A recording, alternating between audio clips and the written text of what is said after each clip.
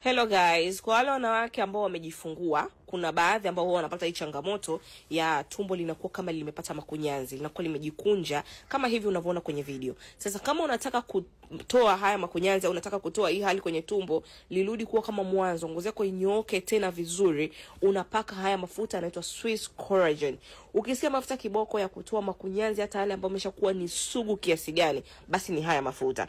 Jamani, hii ni pure collagen. Kazi ya collagen nadhani tunaijua, ni kupambana na uzee, pia ni kupambana na hali yoyote ile ya makunyanzi kwenye ngozi yako, inaisha kabisa.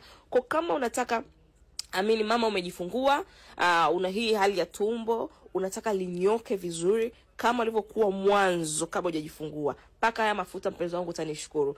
Tumbo yani makunyanzi yanaisha kabisa, tumbo linarudi kuwa soft, smooth, ngozi inanyoka vizuri tena. Kuna watu wanakosa uhuru tena, nilikuwa napenda kujiachia tumbo, sasa siwezi tena.